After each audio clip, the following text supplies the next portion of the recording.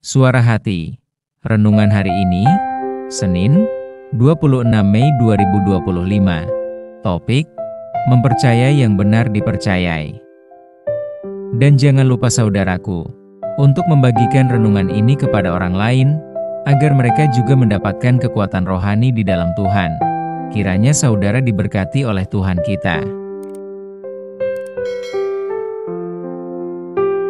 Nas renungan kita hari ini, Yohanes 14 ayat 1. Janganlah gelisah hatimu. Percayalah kepada Allah, percayalah juga kepadaku. Ada satu sisi dalam hidup ini yang kita harus benar-benar alami. Sepertinya sederhana tetapi perlu mendapat perhatian serius, yaitu mempercayai Allah. Banyak orang percaya kepada Allah, bahwa Allah itu ada dan Allah itu hidup. Tetapi, ada juga yang mempercayai Allah secara fantasi melalui pikiran dan nalar. Secara jujur, kita sudah menjadi Kristen lama, tetapi kalau kita masih memiliki perasaan takut, atau meyakini terhadap sesuatu benda atau angka keberuntungan, berarti kita masih belum termasuk mempercayai dengan benar. Mengapa demikian? Pertama, kalau kita percaya Allah itu ada, Ia hidup, Ia maha hadir, yang peduli akan kehidupan kita, Ia pasti melindungi kita, dan pasti membela kita. Semestinya tidak ada perasaan takut terhadap sesuatu atau meyakini terhadap sesuatu benda atau tidak meyakini angka keberuntungan. Tetapi faktanya kita sering merasa terjebak dalam hal tersebut.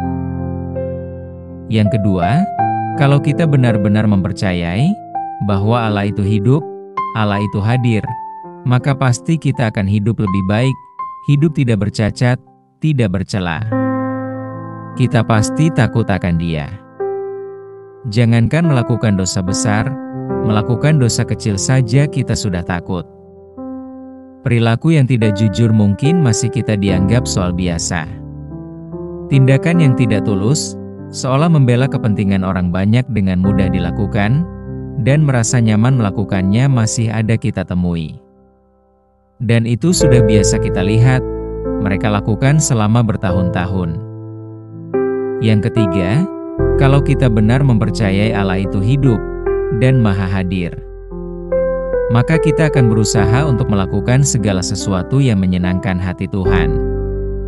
Kalau sampai kita bisa menyenangkan hati Tuhan, berarti menjadi kesukaan Bapa. Maka, kita harus benar-benar berjuang untuk bisa masuk dalam ruang mempercayai Allah itu hidup. Kita tidak akan pernah mengalami masuk dalam ruang mempercayai Allah itu hidup, kalau kita tidak sungguh-sungguh mencari wajah-Nya, tidak sungguh-sungguh serius mau berurusan dengan Allah yang tidak kelihatan secara jasmani.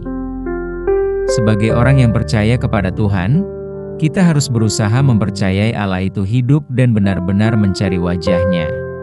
Yang menjadi bahaya bagi kita, kalau kita merasa sudah tahu banyak tentang Tuhan, sehingga membuat kita tidak sungguh-sungguh mencari Tuhan, maka kita tidak ubahnya sebagai pengagum alias memiliki iman yang beku.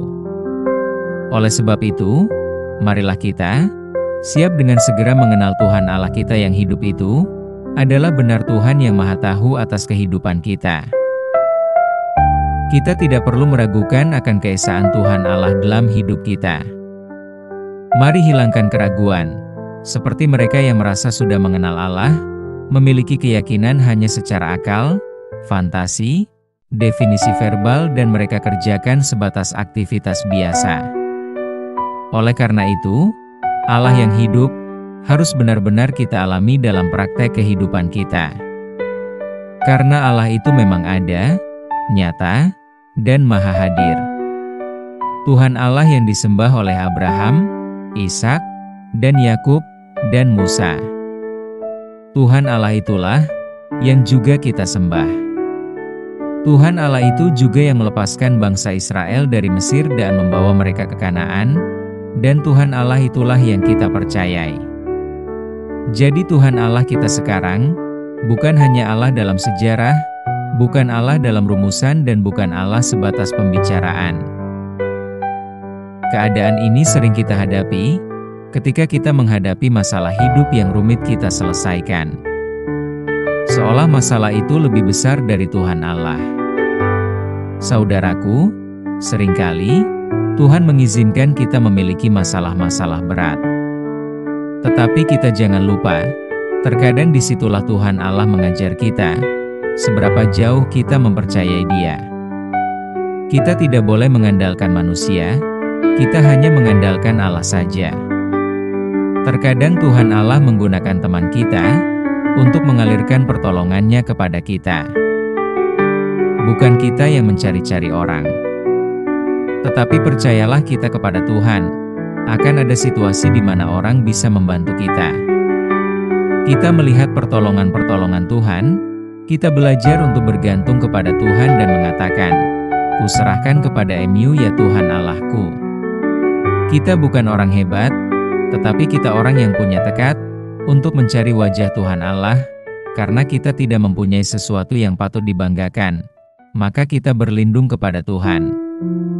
Kita tidak hebat, maka kita perlu bertobat, terus bertobat. Semoga iman kita terus dapat diperbaharui tiap saat dan tiap hari. Amin. Topik doa kita hari ini, yaitu kepada umat Tuhan agar tetap teguh, iman percaya kepada Kristus Tuhan kita. Salam sejahtera saudaraku, Tuhan Yesus memberkati kita.